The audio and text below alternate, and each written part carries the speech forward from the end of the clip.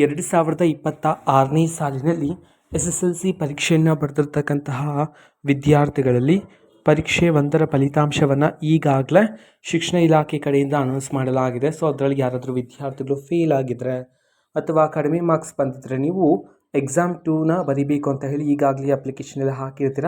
Almost ಎಲ್ಲರೂ ಸಹ ಈಗಾಗಲೇ ನಿಮ್ಮ ಒಂದು ಹಾಲ್ ಟಿಕೆಟನ್ನು ಕಲೆಕ್ಟ್ ಮಾಡ್ಕೊಂಡಿರ್ತೀರ.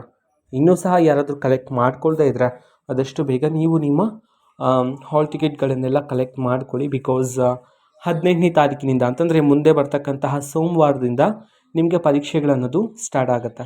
ಸೊ ಪರೀಕ್ಷೆಗೂ ಸ್ಟಾರ್ಟ್ ಆಗೋದಕ್ಕಿಂತ ಮೊದಲೇ ಕೆಲವು ನಿಮಗೆ ಮಾಹಿತಿಯನ್ನು ನೆನ್ಪು ಮಾಡೋದಕ್ಕೋಸ್ಕರ ಈ ಒಂದು ವಿಡಿಯೋದಲ್ಲಿ ನಾನು ನಿಮಗೆ ಮಾಹಿತಿಯನ್ನು ತಿಳಿಸ್ತಿದ್ದೀನಿ.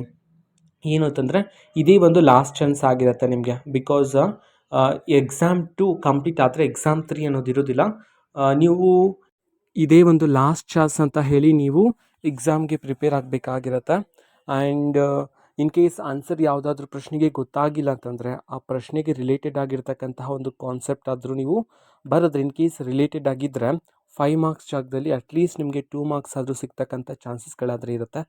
ಯಾವುದೇ ಒಂದು ಪ್ರಶ್ನೆಯೂ ಸಹ ಬಿಡೋದಕ್ಕೆ ಹೋಗಬೇಡಿ, ಓಕೆನಾ? ಸೊ ಎಲ್ಲ ವಿದ್ಯಾರ್ಥಿಗಳಿಗೂ all the best for your SSLC exam 2.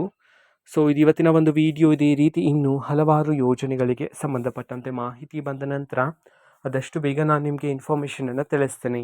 ಅದಕ್ಕೋಸ್ಕರ ಚಾನಲ್ಗೆ ಸಬ್ಸ್ಕ್ರೈಬ್ ಮಾಡ್ಕೊಳ್ಳಿ. ಮತ್ತು ಈಗ ನಾವು ಫೇಸ್ಬುಕ್ಕಲ್ಲೂ ಸಹ ಈಗ ವಿಡಿಯೋಸ್ಗಳನ್ನು ಅಪ್ಲೋಡ್ ಮಾಡ್ತಿದ್ದೀವಿ. ಫೇಸ್ಬುಕ್ ಚಾನಲ್ ಲಿಂಕನ್ನು ಡಿಸ್ಕ್ರಿಪ್ಷನ್ ಬಾಕ್ಸಲ್ಲಿ ಕೊಟ್ಟಿರ್ತೀನಿ, ಕ್ಲಿಕ್ ಮಾಡಿಬಿಟ್ಟು ಫಾಲೋ ಮಾಡಿ, ಓಕೆನಾ? So thank you, bye.